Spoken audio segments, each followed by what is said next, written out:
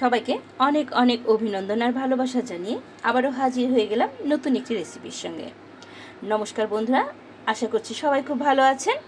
আমার আজকের রেসিপি ডুমুর রান্না। মাংসের স্বাদে অসাধারণ ডুমুর রান্না না খেলে অজানাই থেকে যাবে। রুটি অথবা লুচির সঙ্গে এমন একটি রেসিপি থাকলে খাওয়াটা জাস্ট জমে যাবে।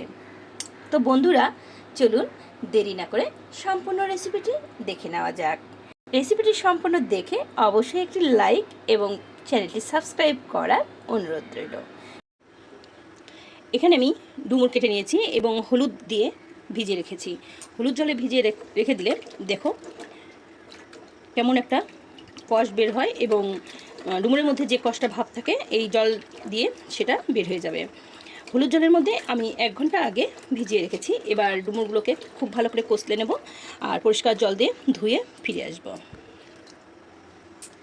বেশ কয়েকবার জল পাল্টে নিয়ে আমি ডুমুরগুলো ধুয়ে নিয়েছি।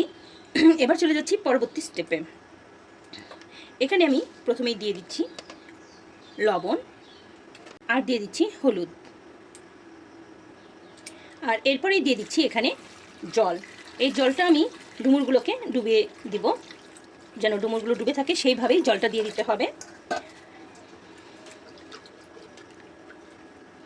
এরপরে আমি এটা সিদ্ধ করে নেব। এবার খুব ভালো করে ফুটিয়ে আমি সিদ্ধ করে নিয়েছি। এবার জল ঝরিয়ে নেব। জল ঝরিয়ে নিয়ে চলে যাচ্ছি পরবর্তী স্টেপে। এরপরে কড়াইয়ে তেল দিয়ে দিয়েছি, আর তেল গরম হয়ে গেলে আমি এখানে দিয়ে দিব একটি তেজপাতা, একটি বড় এলাচ, শুকনো মরিচ 2টা নিয়েছি, একটি ডালচিনির টুকরো নিয়েছি, লং, একটি গোলমরিচ আর সাদা এলাচ। এগুলো তেলের ভিতরে দিয়ে দেব আর সামান্য একটু ভেজে নেব।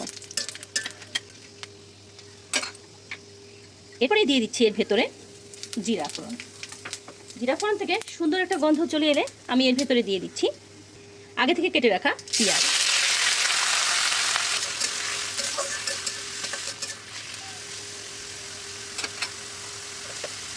পেঁয়াজের ভেতর দিয়ে দেবো সামান্য একটু লবণ, এতে করে পেঁয়াজ তাড়াতাড়ি ভাজা হয়ে যাবে। পেঁয়াজগুলো একটু ভালো করে ভেজে নিয়ে আমি এখন এর ভেতরে দিয়ে দেবো রসুন বাটা 1 চামচ আর দিয়ে দেবো আদা বাটা 1 চামচ। এগুলো একটু ভেজে নেব পেঁয়াজের সঙ্গে, যেন এর কাঁচা গন্ধটা চলে যায়, সেই পর্যন্ত ভেজে নেব।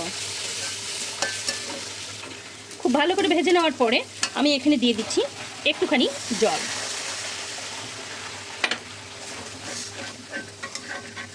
এরপরে দিয়ে দেবো এখানে টেস্ট অনুযায়ী লবণ, দিয়ে দেবো জিরা গুঁড়া, দিয়ে দেবো ধনিয়া গুঁড়া, দিয়ে দিচ্ছি হলুদ গুঁড়া আর সামান্য দিয়ে দিচ্ছি ঝালের গুঁড়া। এবার সবগুলো মশলা একসঙ্গে খুব ভালো করে ভেজে নেব। মশলাটা যখনই কষিয়ে আসবে আমি আগে থেকে ভেজে রাখা আলু আমি এর ভেতরে দিয়ে দেব। আলুগুলো আমি কিউব করে কেটেছিলাম এবং আগে লবণ হলুদ দিয়ে ভেজে রেখেছিলাম। এখন আমি মশলার ভেতরে দিয়ে আলুটা খুব ভালো করে কষিয়ে নেব 1 মিনিটের মতন। আলুটা মশলার সঙ্গে কষিয়ে নেওয়ার পরে আগে থেকে লবণ হলুদ দিয়ে সিদ্ধ করে রাখা ডুমুরগুলো আমি এখন এর ভেতরে দিয়ে দেব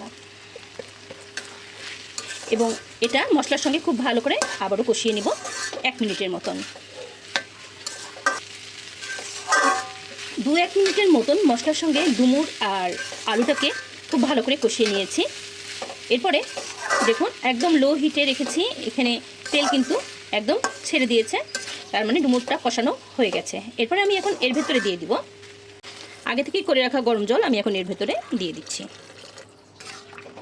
এখানে বেশি জল দেওয়ার দরকার নেই, কারণ এটা একটা শুকনো শুকনো তরকারি হবে। তো এবার আমি এটা ফোটার জন্য কিছুক্ষণ সময় দেব। কিছুক্ষণ ফুটিয়ে নেওয়ার পরে আপনি যতটুকু গ্রেভি রাখতে চান সেই পর্যায়ে চলে এলে এখন আমি এর ভেতরে দিয়ে দেব গ্রেভিটা যতটুকু রাখতে চান সেই পর্যন্ত নিয়ে এসে এরপর আমি এর ভিতরে দিচ্ছি গরম মশলা গুঁড়া, দিয়ে দিচ্ছি 1 চামচ পরিমাণে ঘি। এবার ঘি আর গরম মশলা দিয়ে দেওয়ার পরে আরও 3 থেকে 4 মিনিট আমি ফুটিয়ে নেব।